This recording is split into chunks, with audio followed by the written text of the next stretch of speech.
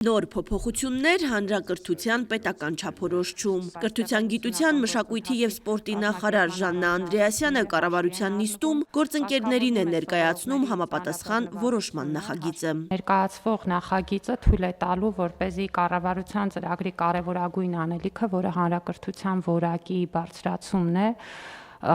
լինի ավելի նպատակային և գրանցի ավելի մեծ արդյունքներ։ Ինչու եմ սա ասում, որովհետև բնականաբար հանրակրթության ոլորտում մեր աշխատանքները մեծածավալ են, դրանք ընդգրկում են իհարկե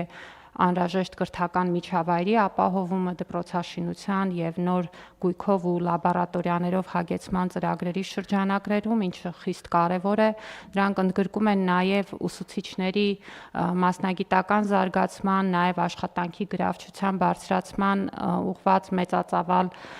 գործընթացը, Ըստ նախարար Անդրեասյանի առաջարկվող փոփոխություններով նախատեսվում է ուսումնական պլանների ձևավորման ավելի ճկուն համակարգ ստեղծել։ Մենք նաև ընդլայնում ենք նախագծային ուսուցումը։ Սա թերևս մեր ամենակարևոր անելիքներից է, որտեղ նախագծային ուսուցման միջոցով է, որ երեխաները սովորում են աշխատել մի խնդրի վրա սկզբից մինչև վերջ։ Սկսելով խնդրի ձևակերպումից, այնուհետև նաև այդ խնդիրը լուծելու ճանապարհներ ու եղանակներ գտնելով եւ նաև հանգելով եզրակացությունների, ընդ որում սա անում են թիմային, եւ սա նշանակում է, որ ձևավորվում են նաև անհրաժեշտ հմտությունները թիմային աշխատանքի ձևավորման։ Մենք արդեն իսկ պարտադիր էինք դարձրել նախագծային ուսուցումը, այժմ առաջարկում ենք այն ընդլայնել ամեն կիսամյակում առնվազն ուրեմն մեկ նախագիծ իրականացնելու պահանջ դնելով, որոնցից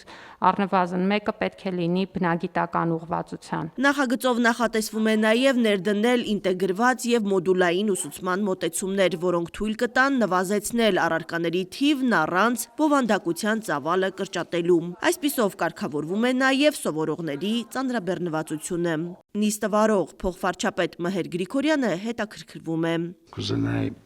ձեր կարծիքը լսեի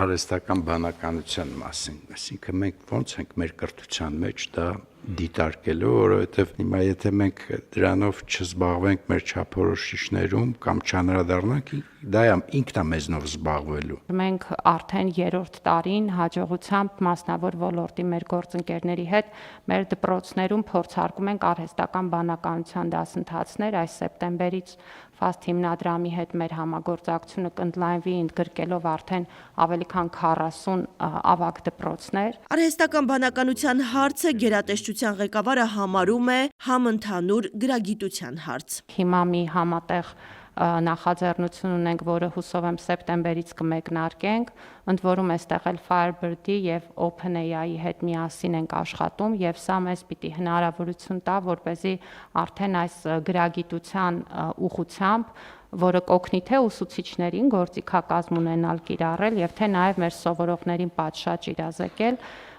այդ ճանապարհով նույնպես առաջ գնալ։ Վարկի կամ լիզինգի շահառուն իր ֆինանսավորման պարտավորությունը կարող է բանկից բանկ տեղափոխել։ Պետության սուբսիդավորումը կպահպանվի։ Էկոնոմիկայի նախարարությունը նոր նախագիծ է մշակել։ Առաջարկում ենք հետևյալ փոփոխությունները, լավարկումները կարծիքով։ Առաջինը առաջարկում է ծրագրի շրջանակում յուրաքանչյուր շահառուի տրամադրել հնարավորություն գործող վարկային կամ լիզինգային պարտավորությունը մեկ անգամ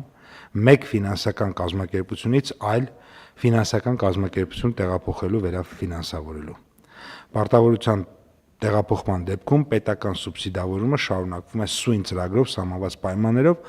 առանց սուբսիդավորման ընդհանուր ժամկետի երկարաձգման։ Առաջարկում է նաև սուբսիդավորել զբոսաշրջության մասին օրենքով սահմանված հյուրանոցային տնտեսության օբյեկտների կառուցման կամ վերակառուցման նպատակով Հայաստանի Հանրապետության մարզերում իրականացվող կապիտալ շինարարությունը ավելացված արժեքի հարկով վճարող կապալառու կազմակերպության ներգրավմամբ, բայց պայմանով, որ ներդրումային ծրագիրը համապատասխանում է գործող օրենքին և ոլորտը կարգավորող այլ իրավական ակտերով սահմանված նվազագույն պահանջներին։ Նշված ուղղության համար վարկի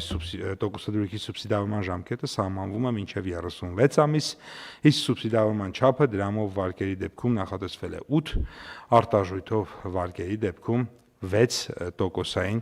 կետով։ Հայաստանում երեխա ունեցող աշխատողների համար կսահմանվի ծնողական ժամ։ Զեկուցում է աշխատանքի և սոցիալական հարցերի նախարարի առաջին տեղակալ Արտյոմ Սմբատյանը։ Նախագծով առաջարկվում է սահմանել ծնողական ժամ հասկացությունը։ Մասնավորապես նախատեսվում է սահմանել, որ խնամքին մինչև 12 տարեկան երեխա ունեցող, ինչպես նաև մինչև 18 տարեկան հաշմանդամության խորը կամ ծանր սահմանափակումով երեխա ունեցող ծնողը, այդ թվում խնամատար ծնողը, որդեգրողը կամ խնամակալը, իրավունք կունենան օգտվելու ծնողական ժամից, այն է բացակայել աշխատանքից աշխատավարձի պահպանմամբ։ Փոխնախարարը տեղեկացնում է, մինչև 2 երեխա ունեցող ծնողներին ծնողական ժամը տրամադրվելու է օրական առավելագույնը 30 րոպե տևողությամբ, 3 և ավելի երեխա ունեցող ծնողին առավելագույնը 1 ժամ տևողությամբ, իսկ մինչև 18 տարեկան հաշմանդամության խորը կամ ծանր սահմանափակումով երեխա ունեցող ծնողին օրական առավելագույնը 1 ժամ անկախ երեխաների թվից։ Հասմիկ Վահրադյան, Արմալուր։